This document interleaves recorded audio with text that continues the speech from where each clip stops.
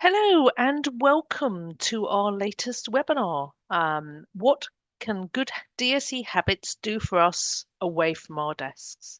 I'm Catherine Metters and just wanted a few little bits of housekeeping. We will be recording this session today and it will be available to you. So if you have any technical problems, then you'll be able to sort those out. We will also be sending you an email with some documents afterwards and also a copy of this recording. We hope to have some time for Q&A at the end. So please, could you pop any questions you have in the Q&A box, and we will get to as many of them as we can afterwards. So today I'm going to be joined by two colleagues. I'm going to be joined by Chris Jones and Katie Blissett, and I'm just going to ask them to introduce themselves. So Chris, you came on camera first. So could you do a quick introduction for me, Morning, please? Catherine. Okay, I'm Chris Jones. I'm managing director at Posturite. But I think the main reason that producer Tom dragged me on to today is the massive experience I have with the second session of our talk today, which is all about activity and kids and whatnot. And we'll come on to why I've got such experience later. And hopefully I know one or two things about DSE as well. But hello and good morning. Thank you, Chris. And Katie. Yeah, good morning, everyone. My name's Katie Blissett. I'm a key account manager here at Posturite. I've been here over 15 years, help a lot in education and NHS sectors, and along with Chris, there's a reason that I've been asked to join, and hopefully I can help out with a bit of knowledge and what I'm finding in some of the later sections. Thank you, Katie. Excellent. Well, I'm going to sort of start setting the scene. So could I have the first slide, please, Tom? So what I really want to start off by saying is, why are we running this webinar? Well, I really want to talk about the reasons behind some of the advice we give. I don't want us to forget the starting point, which is the good DSE display screen equipment posture that we've talked about over the years. Because the reason that we've talked about this posture is it provides support to prevent fatigue, and it also helps reduces strain because we try and get the body working to its maximum effect. Now, with the more mobile ways of working and a different way of working and the amount of tech and other things we use in our personal lives, we're going to have to reevaluate as to how we can apply these good principles with this different way of working. So that's really what I want us to talk about today. Why would we add children to that? Well, children are very much our future workers. We at Posturite certainly have seen that some of the aches and pains that we have traditionally seen in people who've been working for tech for a while, we're seeing them at a younger age. So it's really important we invest in our future to save them a lot of pain, but also to make sure we have a good workforce. So that's really the sort of grounding for today as to why we wanted to do this webinar. So next slide, please, Tom. So, how has work changed? I would hope that most of you will be nodding along. So now we tend to work from a multitude of places, whether it be the office, the home, multi-user workstations, cafes, libraries, that sort of thing. We use different technology too, tablets, phones, smaller technology, multiple technologies, multiple screens. We're seeing a lot of curved screens now. We're also seeing different seating options, more adjustable and sometimes some auto-adjustable seating. We have a lot more sit-stand options, which I think is fantastic. And I hope that most people are now finding that they're moving more during work, either to change locations or actually because they've got the facility to do so. So a lot of setup changes. Next slide, please. Other things that we look at the task changes, a lot more verbal input. If you think about pre-COVID before Teams, you're now probably using your voice to communicate a lot more than you did in the past, or certainly remotely. More virtual events, much less paper. Although I still like a bit of paper, I am using a lot less paper than we used to. I hope that we're now more task focused rather than time focused. Be interesting to see from comments in the chat as to whether everybody's finding this, because I would really like to think we focus on how we achieve what we do rather than how long we spend trying to do things. Something, AI, technology assistance, changing the way we perhaps work. I'll be again interested in the chat as to how many of you are using sort of technology and AI in particular to change the way that you develop your ideas and how you work. And also flexible or extended hours, always on. When do people get hold of you? That sort of thing. So a lot of pressure from that. So that's some of the task changes. Next slide, please. And then we've got the next conventional working practices, smaller device use. How many times are you now perhaps doing emails on your phone, whereas you'd have never done that before? A lot more handheld devices. Now, this can have an impact on the fatigue of your hands and your upper limbs. Poorer quality audio. If you're working in a cafe or you're working on the go, how sure can you be that you've heard or you are being heard by the people you're speaking to? Maybe if you're working from home, you don't have access to different numbers of screens that you do in the office. Maybe you're working off lower screens, and next slide might be of interest to you when we talk about that. Moving and working, how many different locations do you use during the day? Sometimes I'll work from 3 or 4 locations, and I'm sure I'm not alone. And more awkward keying positions. I would perhaps challenge you to think about maybe what you were doing yesterday and when did you manage to get your wrists in a neutral position? How often are you actually finding yourself doing the odd bit of work with your hands in poor position? So the last 3 slides have thrown a lot of changes we've made, and what we need to make sure is that we're making the right choices. Next slide, please.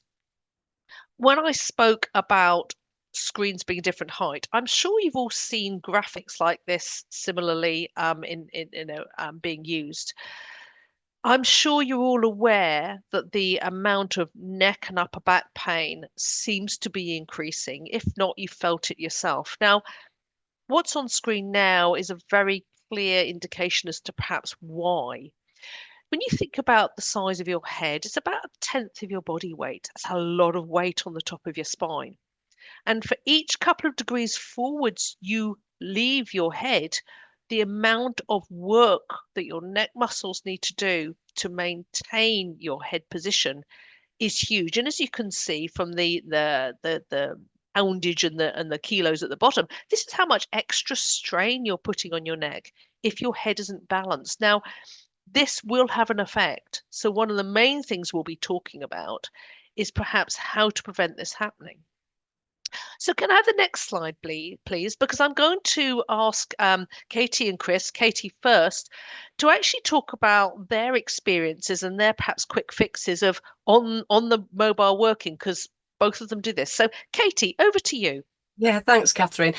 Yeah, it's probably useful just to give you a bit of an overview of what I find maybe helps when I'm working on the go. If it's useful for you, I know everyone's different, but I travel a lot by train, and I think it's kind of a balance of getting work done and maximising the time, but obviously making sure you're comfortable.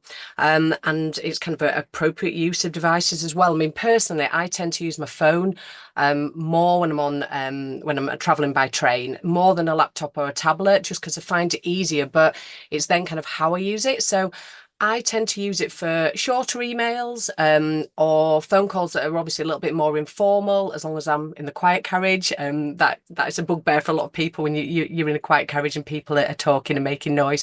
But again, keeping that short to the point, so I still feel like I'm being productive. It means for me that I can adopt like a bit of a better posture for those. And I also find really it's useful to have kind of a jumper or something just to roll up as well and just put in my lower back and just kind of get a bit of a better position. It's really easy to do. Also, Catherine mentioned some people prefer to use AI, kind of maybe voice notes. I usually still have a pad and pen with me, and I know that's really old school, but just to jot down a few ideas for maybe a meeting I'm going to. So really, for me, it's just kind of doing that. So I don't know about Chris. I don't know how it works. Yeah, Katie, I think it's the train for me is the real killer, just like you. And I think for me actually it's quite extreme, and I've had to over the last few years be really disciplined, both trains and planes. But obviously we're all on trains more than planes in general. And I now have to actively not get my laptop out on the train. I don't know whether it's just the way in which my body size and the train seat and the table all work together. But I could do maybe as little as 10 or 15 minutes work with a laptop out, and I know that I'll end up with pain. When I get back pain, for me, it tends to be along the top of the upper back, so shoulders, neck, upper back, and it is as serious as 10-15 minutes work could leave me in pain for a week or two, just knowing that I've just ended up with tension all up here, and it's created that shooting pain that goes all up to the back of your neck, and it really is quite debilitating. So that's not preventative for me. That's kind of like, if you do this, you are going to suffer. And so I think your tips resonate quite well, and I tend to try and write headphones in and get a nice sort of natural position. And what's weird is that the slide that Catherine showed earlier about the whole kind of weight of your head on your neck, obviously absolutely true, and applies, to a laptop when you're at a desk and on a phone. But actually, if you can get that right position on the phone, on the train, with the acceptance that you're going to do something, because you're sitting on a train for an hour, we maybe used to 20 years ago be able to switch off properly, but that's just not a reality anymore. Getting that natural position and just sort of finding that kind of bit where you feel relaxed. And then, in fact, yesterday is a good example. Probably about 20 minutes in, I kind of actively sort of did a bit of a shoulder roll, and everyone looked at me a bit funny, but it meant that I got home and I wasn't in any sort of pain. So I think it's a really good example. But then also, who's sitting opposite you? Where's your bag going to go? And it's quite easy to get in that sort of, maybe being British, you get into a position and you think, oh, well, I've done it now, so I'm going to have to keep my feet there, and I don't want to touch the other person, and my bag's already down there. I don't want to move it up, and so it's kind of being brave and going, right, you're in a bad position, sort it out before you, rather than put up with it. I think it's a good one, Katie. Yeah. And over to you, Catherine. Well, one of the things I was going to say that we have talked about is I find working on a train a disaster too. I actually often use my mouse just on my knee, on my thigh, should I say, because I find that awkward, and the little lip at on the top. Whereas if I pop it on my knee, and I tend not to type. Yeah. Because I can't. Well, I'm rubbish at typing anyway. But using so I can actually read the screen quite comfortably, sit back in the chair, and just pop it on my thigh, and I find that quite useful. Yeah. I think as well, a few things that I've seen, maybe observing other people watching when I'm on the train, is, and I try to do it myself, is maybe not take too much with me. I know it's a little bit more of a manual handling, but it all feeds in. And seeing people with the amount, I know sometimes it can't be helped, the amount of luggage, but it's then what you do with that. So people squeezing things into overhead compartments that really they shouldn't be lifting. And I think it's just maybe thinking about what we do overall as well when we're on the go. So that's something I'd add. Yeah, so mate, you see the same people every day on the same seat, same carriage. They get on the train and the laptop's out and they're there, and I'm amazed they aren't suffering and aren't sort of crippled and actually having to lie on the floor, given what you see every single day. And maybe they're lucky and I'm not, but I certainly wouldn't be able to do that. I think an awful lot of people suffer in silence. I think a lot of people are, dare I say it, young and are building problems for the future and don't realise they are. And that's obviously something we're going to come on to later. Yeah. I also think that when you talked about moving, actually, I found if I actually sit there and do exercises, I find other people around me do the same too. I find if occasionally, and you just suddenly, that person over there has just started moving too. So you can actually encourage other people to do better things too, can't you? Break the self-consciousness by you go first. Exactly. One thing I wanted to, you've got some good tips there. How have you learned how to plan that? Do you sort of think, oh, I've got a train journey coming up on Thursday, I'm going to save that task for that? How do I do that sometimes. Doing that. Yeah, sorry for jumping in. I do that sometimes. It's thinking about maybe some of the quick tasks that I can do. Sometimes reading through some information, so that's quite easy. Obviously things that are maybe going to require a little bit less screen time. And because I'm the same as Chris, if I'm trying to be hunching over a laptop for any period, it just, I mean, it's practice what you preach, but it doesn't work for me. So I probably just think ahead a little bit about what's coming up, what I can do. And then I'm sure it's okay to not do work the whole time. You know, if you're traveling, you're traveling. Exactly. Don't be too harsh on yourself. But I would say that then if I'm just doing snippets, I feel a lot better, and that I've got some work done as well. It's quite easy to do those little ones. And actually, I think yesterday WhatsApp and Teams was probably my two main apps on my phone for that journey. There's some suppliers and colleagues that I might communicate on WhatsApp from time to time, some on obviously on Teams, as we all do nowadays. And actually being able to kind of keep on top of some of those messages, so you get off the train not having that pile of stuff building up. I think that's replaced email in terms of that kind of wave of stuff that you actually have to deal with. So I find that quite easy because they're small snippet tasks, aren't they? You can digest, respond, and then maybe think about something else altogether. Definitely. I think I'd like to just pick up on the word you've just used, actually, Chris, digest. Because can I just say, you know, that thinking time is not something that we do enough of. You know, a lot of the things we do are reactive these days, and I think it's to our detriment as a society that we don't spend time and value thinking time. And I think sometimes on the train, on a bus, sitting at a red light or sitting in a traffic jam, actually we should value the thought process. But it's that, Catherine, that, you know, if you think your team's status light has gone onto the yellow, I'm away from my desk, you know, there's that, you know, everyone feels it, that unconscious conscious thought that people think I'm slacking off now. You know, it's a difficult thing to overcome for lots of people. I think so. And I think Katie's thing, I'm very much with you, Katie, on a notepad and pen. But also I know, Chris, you do some voice notes as well. But also, you know, noting your thinking time and saying, right, okay, I'm going to make a note of that. And so you can value it, I think, is something that we all need to spend a bit more time doing. That's for me, Catherine. Well, as you know, you've prompted me. My voice notes, actually, I tend to make it about 7:30 in the morning in the woods with my dog, because that's my dog walk, and my brain starts going, thinking about the day ahead. It might be as simple as just making notes about what I need to do today. So it's just a checklist, which I sort of dictate out. I might chat to ChatGPT if I'm feeling lonely, but, you know, that can help prompt ideas and that sort of stuff, which works on your phone as well. Or, you know, I start dictating something that's perhaps a bit more meaningful, whether it's a talk or whatever it is, and it's a different way of letting your brain flow and get ideas out. You can't do it at a desk, I find sometimes. And I think, just to jump in, I think we're all getting better, I hope, at kind of, if you are traveling or you're at a conference or an exhibition or so on and so forth, just putting that out of office, just giving people the heads up, because we're all working in different places, and it's fine, and that's allowed, and it just gives you maybe that little bit of time. And I know, you know, a lot of the team here, maybe if you're working out of hours, but at your own choice, you know, maybe we've said about, you know, kind of schedule emails. And also a lot of large corporate clients that we work with, and notice more and more,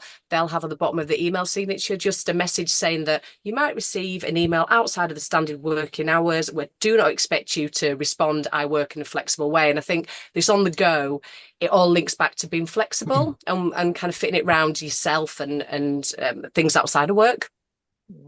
And I think communication is key, isn't it? So people know that that's the way that works for you, you know, and this is when we're going to do things, and scheduling it. I would actually challenge an awful lot of employers to ask whether they actually ever have conversations with their new members of staff or their existing members of staff since the change to, okay, so how do we work now? Now, do they have these conversations that we're having now? I mean, we probably don't have enough of them anyway. I don't think any company's really solved it. But I would say that, you know, it's about time we do have these conversations and look at ways we can work better for ourselves, but also better for our companies. So I'm going to let you two have a little break now. I'm going to do a bit more chatting, and we're going to come back to you later on. So we sort of we've sort of talking about the work issues there, but I think it's also very important to talk about the amount of time we're using technology now when we are not at work. And I don't know whether any of you recognize yourself in this picture. I would hasten to say we probably all do it in some way. And yeah, this is okay for a bit. But if you look at the position of the various body parts, If we keep that for a long period of time, it will take its toll. So can we just talk a little bit more about that? Just on to the next slide, please, Tom. Um, from also a physical and mental health point of view, this issue about always being available, I think this is something very important. Some countries are taking quite a strong stance on it about contacting people outside of their work hours. I think it's really important that we address flexibility, what works for people, because we all have interesting lives. And sometimes, you're not available during traditional working hours, but perhaps you can catch up outside, and that may be okay. So, do think that being on the whole time is not good for anybody. And I think we need to sort of look at that and challenge that. Just because we can doesn't mean to say that we should. But do we need to be draconian? Do we need to understand people's lives? So, going to move on from that to more tangible. Thank you. Visual problems. You know, we are often using much smaller screens. Do we make sure that we look after our eye health?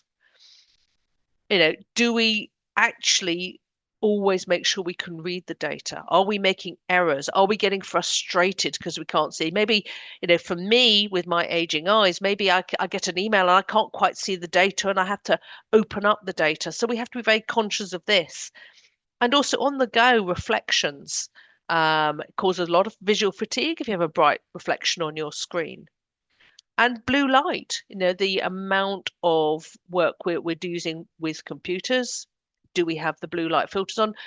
Do we find that this affects our sleep at night if you're somebody who uses technology towards the later hours? So these are things we also need to consider with this much more flexible way of working. When did we last get our eyes tested? I think it's probably more important than ever now to make sure the eyes are in good health. Next slide, please. On another of the senses are auditory problems. If we are working in cafes, are we being understood and are we hearing and understanding? It's really important that we make sure that our work is effective and make sure that we're doing the right work in the right place. And maybe we have good quality audio equipment to make sure we have the best chance of doing that. I would also like to just to be concerned possibly about a lot of people wear headsets all the time. Maybe the headset is very loud, and I'm concerned about potential hearing loss issues in the future. So I think we need to just be clear about those sorts of things. Next slide, please. This is something that I raised with Katie and Chris, and something that I think we need to spend a bit of time on. And I think we need to address this with certainly new employees or when employees change jobs and tasks. We need to make sure that people think clearly about what is the right position for the right task. And, do we make sure that we utilize our time effectively? So we're in a non-traditional DSE position. So maybe our head is down, or maybe we're not inputting, we're listening. Are we making the right choice about the tasks we're doing in the right place? And so I would say to people, spending a little bit of time, beginning of your week, beginning of your day, just thinking about what tasks you've got to do and what positions you're going to be in might be a very good thing. Next slide, please. So I think for most of us, we do still need a traditional good workstation.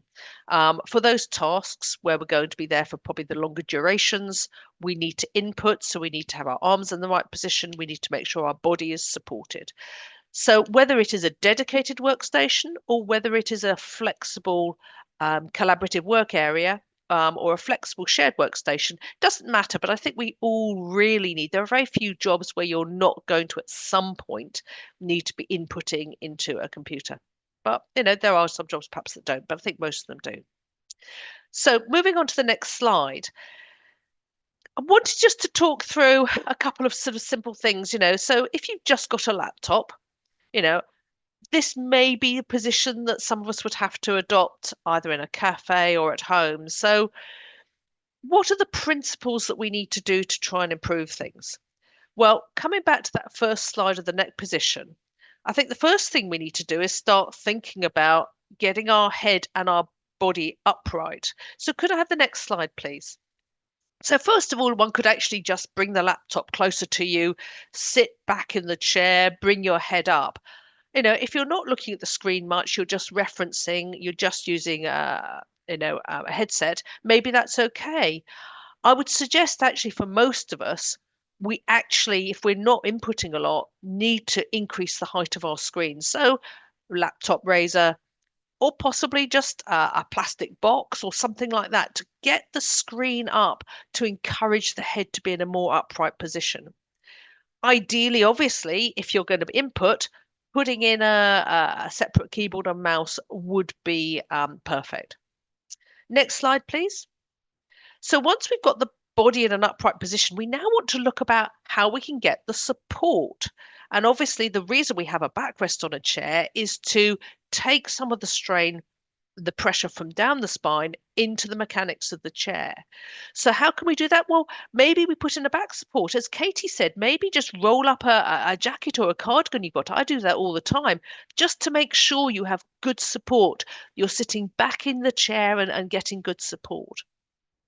Next slide, please. And then, if we are going to start inputting, we are going to provide a separate keyboard, maybe getting the height correct. So we may need to pop a cushion under our thighs to make sure that we bring ourselves up so our elbows are at about keyboard and table height. So and maybe just simple cushions. When I work in hotel rooms, I quite often put a cushion on the chair and a pillow on the chair and a pillow behind me. And often I can get the right position to do what I need to do with the separate keyboard and mouse that I have. Next slide, please. If you don't have any way of changing your position, if you find yourself in a situation where you have to get on and do some work, your position isn't good, you can always move. It is something we're all able to do. I mean, I found myself in hotel rooms with just a laptop. I get up every 10 minutes, stretch, and do you know what? That is fine. The body is incredible if you give it an opportunity. So don't forget, if you find yourself in a not a great position, your planning hasn't worked out, you can always move. Get up, have a stretch, makes all the difference in the world. Give your body a chance to do what it's good at. Right, next slide, please. Because I think we need to talk about the future.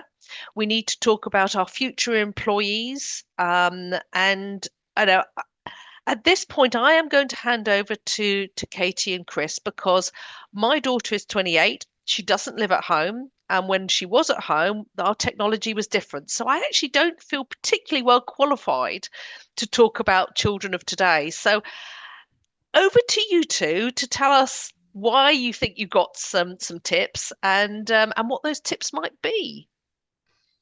Sure. Shall Chris? I Yeah, kick off with an please. intro then, in terms of, winding back to the beginning of the webinar as to why we're both reasonably well placed to chat about this. So I've got 5 kids, 5 boys, ranging from, well, I'll go through all of them because I think what's interesting is, for me, they all present different challenges in terms of their future musculoskeletal state, for want of a better easy word to say on a webinar. So I've got a 17-year-old who's nearly 18. He's a complete tech head, loves technology. He's got a PC. Actually, we're fortunate that, as you can imagine, he's got the opportunity to sit up quite well, but he uses it a lot. I have an autistic 16-year-old who we've battled for, well, probably a decade in trying to get him from in that kind of lying down state to sitting to standing, kind of that almost like just trying to get activity and movement into someone, which I'll come on to. I have a 13-year-old who loves animals and dog walking and that sort of stuff. I then have a very sporty 10-year-old, and then I have my 8-year-old who is the typical youngest child who likes to get everyone to do everything for him because he's been able to do so. Loves devices, Kindles, switches, televisions, and all that sort of stuff. So I guess coming back to the reason that we wanted to bring this up today is actually, I think we all share that fear of what our future workforce looks like. And I can see it at home thinking, wow, what are you going to be taking when whether it's when you start working at 18, 25, whatever time you finish your formal education, what existing pain are you going to be taking into the workplace? Or even if you're not feeling it, what existing things are there underlying, ready to come forward at some point? So that's my background. Katie, over to you. Yeah, so I've got two children. I've got 12-year-old son, and he's a little bit of a tech head as well. So he loves his PlayStation, his phone, his laptop, all at once. He'll be somehow be doing them all at once while watching telly and doing something else. And I don't know how they do that, but the youth of today, they manage to do that. So he's always on the go with something. And also for him, his school is actually an iPad school. So he's also on devices all day long as well. And when he's completing his homework, he's still doing that and mainly on the iPad. So there's a lot of screen time to consider. And I've got a 9-year-old daughter. She's full of fun, but she also loves her iPad. She would be on a tablet 24/7 if she could. She would carry it around everywhere. And I'm the same as Chris, just with my ergonomic hat on, working for Posturite. I've kind of obviously seen what they're doing on a daily basis. And that's why Catherine thought if we brought us on, we could kind of just feedback some of the things and some of the challenges and if they're useful for you all. And I think the takeaway when we were prepping, Katie, wasn't it, is that it's hard. And Yeah. actually with the 7 children that we're talking about, they're all quite different. They all have their own habits. They all kind of naturally do one thing or the other, but they're also very difficult to mold. So Yes. when you say you can't just go, how you might do in an organization, here's a chair, here's a desk, I'd like you to sit at this, and this is a little PDF or an e-learning course to say why it's bad. Whew, that's gone, hasn't it? So Yeah, absolutely. And I think we're all aware of screen time. We know about that. I think Chris is probably the same as me. We've got those screen time on there, screen time passwords.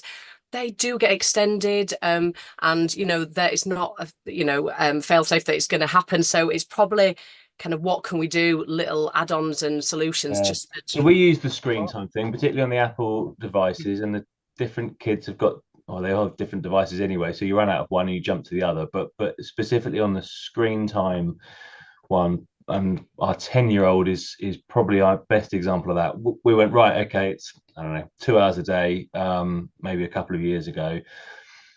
And I think what we learned is actually making sure you allow enough time that you're not always having to override it anyway.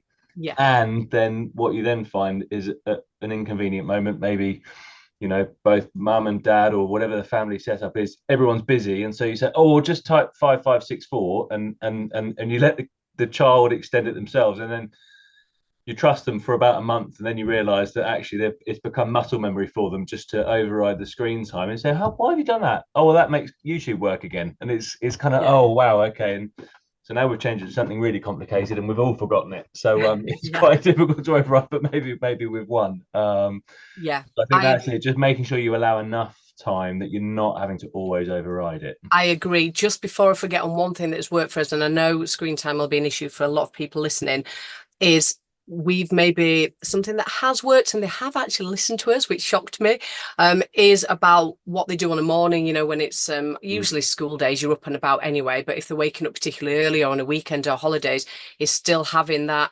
limit before a certain time where they can't do that, can't jump on, because there is some evidence out there to say that if with the blue light, if you almost become addicted to that, to the first thing you grab. Yeah. So that's something that is working. Kind of, we're not always successful with a lot, but they've kind of understood that, so that's good. But we've done that just slightly differently. I think the yeah. outcome is we're trying to achieve the same thing, but we say, well, actually, you've got to have had breakfast, have got to have dressed, and kind of be ready for, particularly during the school and term. Actually, if you don't use a device before you do all those things, actually, then that limits it a little bit, but also it makes the morning a bit easier as well. Again, limited success with some children rather than others, but I think where we're fortunate with Joe, who's our autistic one, he sets such a good example because he's out of bed, he gets up, he knows the rules, he makes his toast, he then brushes his teeth, he gets dressed, and then he's done. And so actually he's ready by 7:15 every morning, and then the rest of them are still running around at 8:15 when he's waiting in the cars. But it's a good example of, oh, can't you just be Joe, please, you know? Yeah. So, but I mean, other challenges, what else do you find most regularly then? What would you say is the issue in your household? I think well, you've touched on it already, Katie, but the multiple devices Yeah. simultaneously, I think that you've got, I don't know, you've got movements all over the place. You've got compromised positions, be it at a table twisting, looking at the television that's over there, or on the sofa, looking down and up and down and up. You've got eye strain going all over the place. And then we've got a busy household, the effect that has on everybody else, because there's suddenly one human is creating three sources of sound, and then another one's creating some more, and that chaos and the use of devices while other things are going on creates that it's that attention span that we worry about. And so Yeah. both with the multiple devices and the constant noise going on anyway, but also if they're looking at their Kindle or Switch while they're buttering their crumpets and toast. I said to my youngest the other day, how is your brain going to remember how to do that naturally if actually the toast buttering is not hard and center in terms of what you're doing? And so that whole device thing is really, really hard to make Yeah. your attention Yeah. focused. I think you're right. And I think it's this challenge, isn't it? We know they're going to use devices. We know they're going to use them for longer than we'd really probably like. So it's probably those breaks away from it, isn't it? Getting them active, doing something they want, and just changing the position is probably key, I would It's that say. position, isn't it? How long can they stay in that particular? And I think more with devices rather than the television. Actually, Yeah. how long will they stay sitting on the sofa or lying on the floor, Yeah. in that static posture? They might feel natural, but it's Yeah. a static, inactive posture. And have we ever had a period where our children have been inactive for so long versus 10 or 20 or 30 years ago, where actually, well, we always sound really old where we go, we only had 4 channels when we were young and all that sort of stuff, Yeah. and we were out playing in the fields, and obviously times are different, but it does allow children to be more inactive, doesn't it? I Do would you say so. do you guys ever talk to your children about how, a better setup makes them better at what they do? Might make them better at gaming if they had, you know, did you ever have those discussions and do they ever bear fruit? Go on, Katie. Well, I definitely have the discussions. I'm probably more from positioning and again my ergonomic hat on, and and I know with my son, because he's got a little bit better, but he's had a habit of using his laptop on his lap, on his bed, all twisted, and he'll do it occasionally now, but now he does have like a wire lap tray that he can use, so it's raising it up a little bit. And he will actually use it now on his desk with a mouse. And I think that's like a massive achievement. So I think it is. I mean, I've kind of said about, whatever you are doing, you're not getting the best view as well if you're kind of twisted and hunched over. Try and relate it a little bit to whatever game he's playing on his laptop or something. But yeah, I think it's gradual. I mean, with my daughter, she dipped into my demo stock actually the other week and got a tripod stand and thought it was the coolest thing ever for a laptop, because I was just reiterating this, holding a tablet all the time in your wrist and your neck. Yeah. Going back to your infographic, Catherine, it's just over. I'm so concerned what that's going to do down the line. And so even if she's laying on the bed now, she'll have that propped up, not holding it. And not all the time, but now and again. So I think it's gradual. It's these little things. And if they're getting a bit more out of it and they can view it better, then hopefully that's a good thing as well. Yeah, we got a whole collection of gaming mice, gaming keyboards, and gaming chairs. Actually, you can get very expensive ones, you can get very inexpensive ones as well. Obviously, the chair is a really important part of that, but the keyboard and the mouse actually, meaning they're not on the device itself, so not on the laptop or the tablet. It's obviously separate, and it's not actually about the quality of the keyboard or the mouse necessarily. As long as it's got some flashing lights on it, that's a kind of, it means they can imitate the YouTubers that they follow and that sort of stuff, because they've actually made the ergonomic chair and the mouse and the detached keyboard and mouse just a little bit cooler than it is in an office, and that's helped. It's like, oh yeah, I'll use one of those. And so we kind of try to upgrade the various environments, and different ages it's appropriate for differently. I think it's easier to get those things into the older kids rather than the younger kids, because they don't have the use for a traditional PC as much when they're younger. I'd probably say one thing maybe for the older children that I found was my son was just seemed to be taking a bit longer, missing a few trains. He just walks down to the train station on a morning, and I had to get the later train. And I said to him, right, okay, well, it should only take that long to walk down.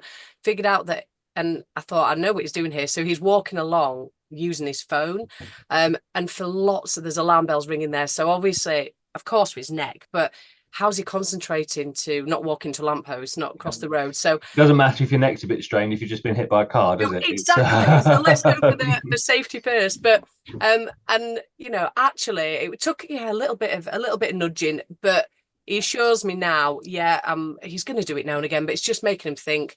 So obviously that's made a difference. It's better for him, and he's getting his train with his mates as well. So just things like that it's just reminding them, I think, sometimes a little bit. I think, do any of you, or do either of you know of any, I suppose, influencers or important people who actually install a better technology usage? Do we know any role models or anybody? Because that would be really helpful, wouldn't it? If we could, because again, we don't want to be wagging our fingers and being all a bit health and safety. We want to say this technology is good, but the better you use it, the better you're going to feel about it. It's that balance, so isn't it? I think there's some of the YouTubers that I've seen the kids watch, particularly the slightly older ones. You think, well, I can't make any recommendations about these guys based on what they're talking about, the language and that sort of stuff. But actually, they've made a chair cool, and there are various groups out there. KSI might be. I mean, again, some of the content is curious, but they've made their own chair, and it's quite cool, and so it's making them think about it, isn't it? Makes them think. Yeah, and I think as well, my son's definitely the same. If it's something that looks a little bit flashy, to him that's more important. To me, if he's using a separate keyboard and mouse now and again, then I've got a win. But he thinks he's won because he's got something that looks pretty good. So it's things like that. Like you say, you can't preach at them all the time. It's just little suggestions and hoping that it'll have an impact really overall.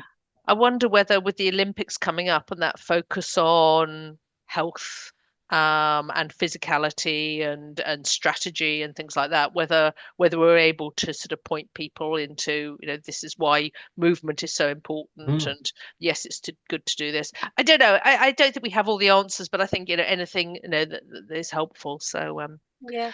So what about eye strain for your kids then, Casey? Do you have that challenge? We do quite a bit, because with my son going to the school, obviously the main are working on iPads.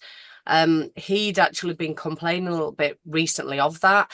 It kind of pushed us into thinking, oh yeah, the opticians is due, and getting them down there and checking everything's all right. But it is that as well. So it's kind of making sure, well, if you're using things, glance away, but it's really kind of getting them to think a little bit. And Catherine, I imagine you touched on it earlier, didn't you?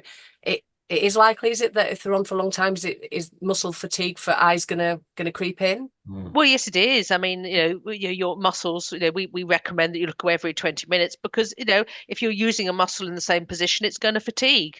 And definitely digitalized strain seems to be increasing. So, where does that leave us for the future? It's difficult to know, because until you've got people going through the future, that we can't really do the research. So I think we need to be very clear on planning for the worst, and that won't do us any harm. Let's put it that way. No, it bleeds into sleep quality as well, doesn't it? Because actually, when you get late, all the blue light filters and all that sort of stuff. But I think what we again try rather than do, but we try and have a cut off of the actual devices at a certain time in the evening. It doesn't mean they won't necessarily be not watching a screen, but I don't know if it's right or wrong, but we'd prefer they'd be watching something on the television that's a bit further away and perhaps slightly I don't know, more relaxing, less less of a dopamine hit than YouTube Shorts that was right up in front of their face before bedtime. So you kind of encourage that little bit of wind down time. The trouble is, if you turn the TV off there and say, what are we supposed to do? And there's only so many board game evenings you can have nowadays, isn't there? So yeah, I think that's key, isn't it? And I'm sure you're the same with, you know, kind of mixing up and making sure. So if there's like family meals, there's certain times where there are those ground rules. And I know, you know, we don't mind the children getting away with a little bit and you know, not preaching them all the time, but actually sometimes it's no, there's no devices now, or, you know, and it's for the benefit of the family as well, if you're busy people as well, isn't it? So Catherine, what do you think the key musculoskeletal issues of I guess late teenagers coming into the workplace that we need to think about are? It definitely upper neck and upper back. Without a doubt. I mean, the rates of lower back pain have remained fairly static, but the upper back, and just look at the postures. It's difficult. It's a real challenge for them, and for those of you that have had neck pain, it is an awful thing, and we don't want anybody to be suffering that. So yes, getting things up, stopping the hunch, or if they are hunching, getting them moving. You know, that would be my keys. Obviously, about 10 years ago, I think we coined the term BlackBerry thumb, didn't we? Now with touchscreens, has that changed a bit? Is the kind of hand and thumb issue gone away or changed, or it did go away, but I think we're beginning to see different things coming back. So yeah, I don't know whether we want to. I mean, I'm conscious of time, so let's just have a quick look at some of the questions and actually the first one that you might actually be able to help me with, because when we have somebody who's 17 or 18 joining the workplace who insists on sitting with their legs curled up underneath them in their home office, saying it's comfortable, do we have any suggestions how to clearly communicate how they're setting themselves up for later issue? Now, I mean, for me, I've seen this quite a lot. I tend to feel a lot of the causes because our home furniture is so big that actually it's difficult to sit with your feet on the floor and be comfortable, actually. But all that aside, I think we have to perhaps tell them some of the sort of anatomy and physiology, and mention to them, you know, you've got your big blood vessels running behind your knees if you occlude them. And quite often people say to me, oh, I do get pins and needles in my feet. And I go, well, there you are. Have you got any ideas as to how we can just, again, without saying, well, we just don't want you to do it, how can we help them understand? The first question you'd have is actually how do you identify all those people? If you've got a large workforce and a large number are working at home the whole time anyway, clearly one person has been identified, but how many others are doing that anyway? You see it in the office. I think there's limited success on getting people to change habits there. How do you tackle it at home? I think it's hard to start with. I would also say that sometimes you just need to not be judgmental, keep the door open. So when the problems occur, people feel empowered to come and talk about it, rather than go, well, they did tell me not to do it. And now, you know, I think it's really important to keep the door open. Yeah. So maybe is there some specific training? I guess looking at demographics can get a little bit tricky, but are there specific trainings you can give out to new starters to say, you know, these are good ways, and these are perhaps some of the consequences, long-term consequences, rather than immediate consequences. I think that's really important. Go back to what I was saying about making the right decisions about when to work. I think it all comes into that discussion. If you want to curl up on the sofa for 10 minutes and do a Teams call, hey, do you know what? That's fine. But it's not good long-term. It causes asymmetry. And do you know what? Most people know somebody who's got a back pain or whatever else. And so as long as we can plant the seed, I think that's helpful. I think it's just making people a bit more mindful. And also, you know, we know that we're all really working longer these days. So it's kind of, you know, we're kind of accepting that it might take a while to sink in for some of the younger team, but just gently keeping on with that information, you know, reiterating it to people, and just mention that, you know, if you're working into your 60s plus, you know, you might only be 17, 18 now, just sowing the seed a little bit, and just maybe putting it a little bit on them where you can. But yeah, you might not get an instant kind of reaction, but hopefully they'll take it on board.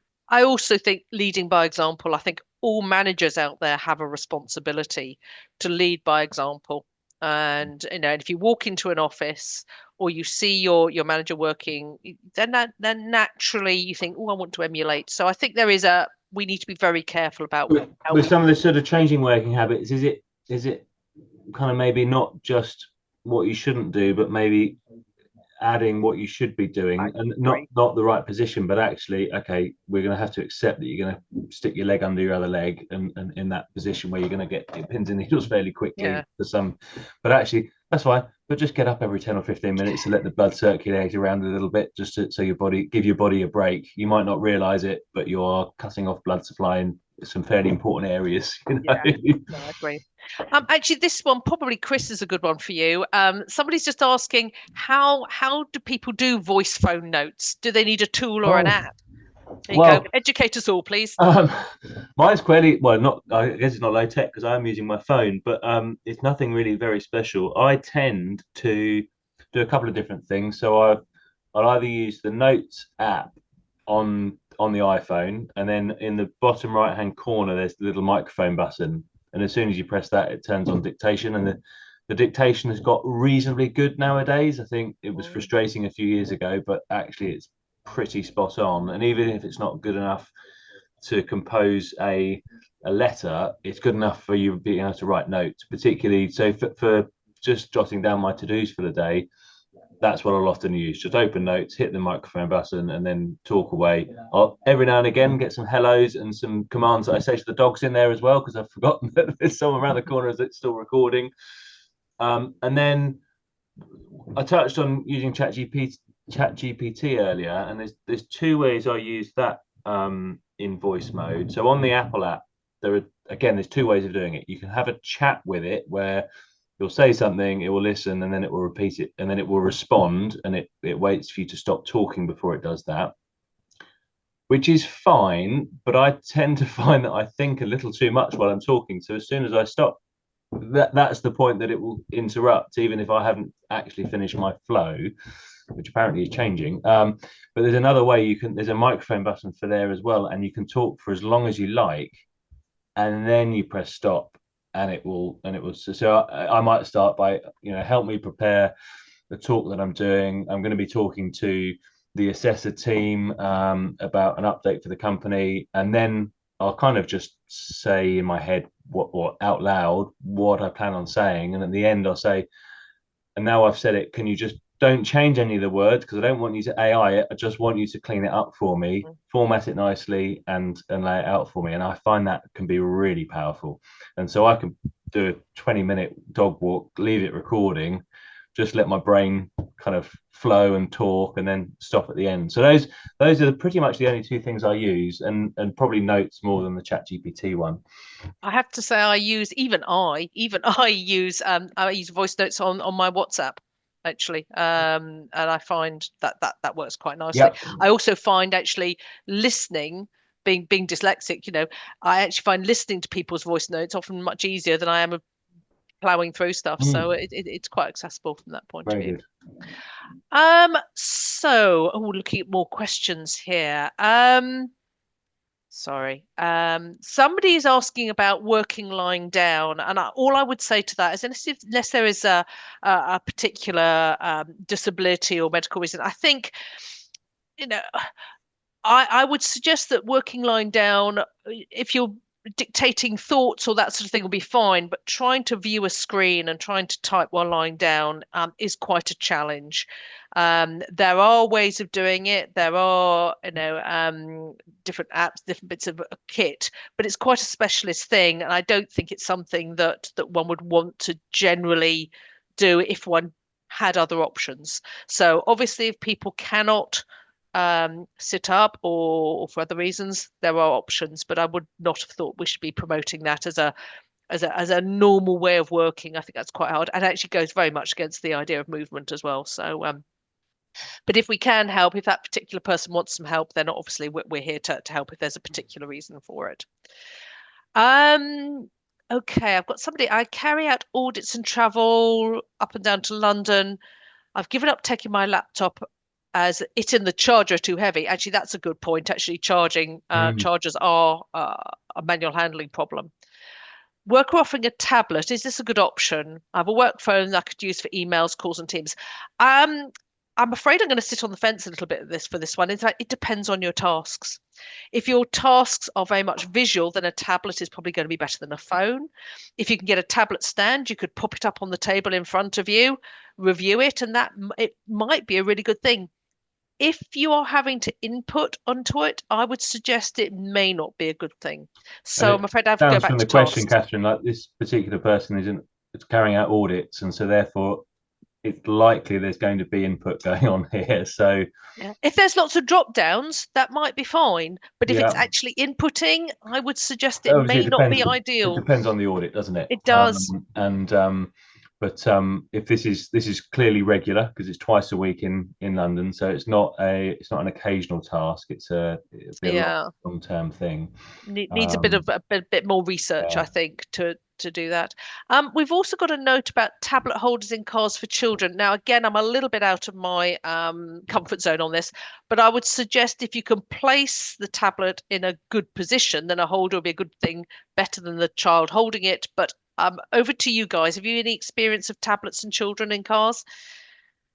We don't have the tablet holders at the moment. We've had them in the past when they were a little bit younger, just to have them on the back of the seat. So again, they're just viewing something, and then if they're dozing off as well when they're a bit younger, for short times on a journey. I think they were a good idea, as you say. To get the neck in a better position to look up, that's great. Possibly a bit more secure as well. I mean, that's another thing. If you're using any kind of equipment within a car, if there's people braking, kids, if they're younger, thinking it's all right to throw it, to drop it. So there's other factors as well, kind of using things in a car. We've probably all had experience of that.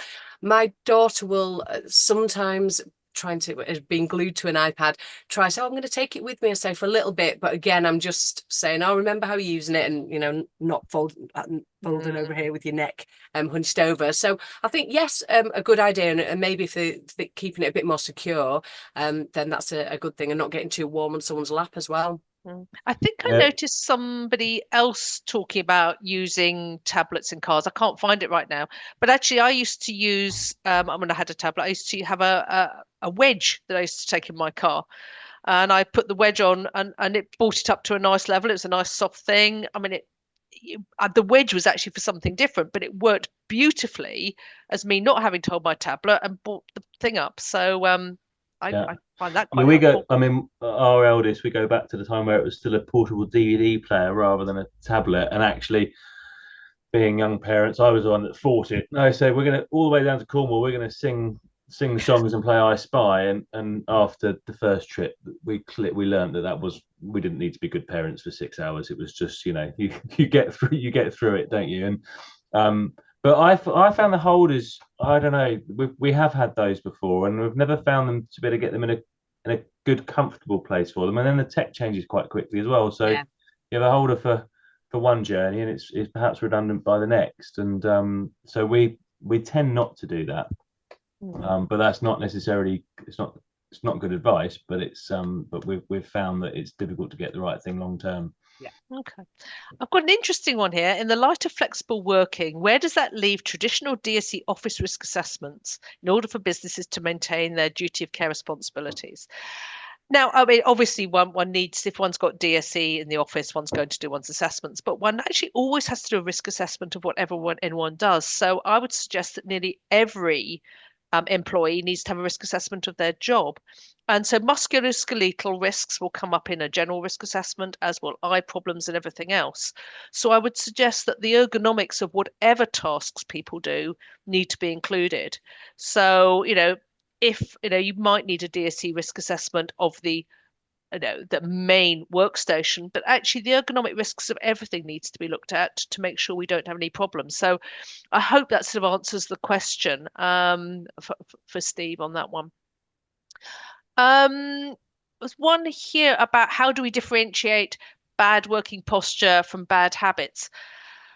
Do you know what? I don't think it's worth time spending on that. We want to prevent pain and discomfort because that's going to affect not only the person, but it's going to affect the quality of their work. So I think it's cost effective to try and improve the situation. So I'm sorry to be a little vague on that one, but I think we look at the person holistically and we look at try and say, how do we help them and how do we help their working practices? So I wouldn't spend a lot of time trying to do a differentiation actually. I used to have that as a physio about someone would say somebody's got a sports injury, so we're not going to treat them at work. And I'd go, well, I'm glad they're doing sport. It's probably good for them. It might actually make them healthier and prevent them getting other problems. So I think sometimes we can overthink things a little bit. And it's surely all about well-being and well-being for their work. Well, So ultimately, it's pain that you're trying to prevent, isn't it? And if it wherever is. it's occurred, if it's prevent pain will prevent productivity. So Yeah. And that's why I think coming back to looking after children is so important because we're setting up our new employees, mm. in 10, 15 years' time. These are going to be front and center of our workforce. And we need to support them in making good decisions now, really. I'm afraid we have overrun. I'm terribly sorry. We're out of time for questions. So, can I just thank Chris, Katie, for your valuable input from what you do for yourself, but also from your home life situations. Do you know what? I feel quite lucky to be out the other side because it's a minefield, isn't it? But thank you for taking the time for Catherine, that. thanks for having us on. So and I look forward to seeing everybody on the next webinar. So thank you for joining us today. I hope you found some tips there, and we look forward to seeing you soon. So bye now.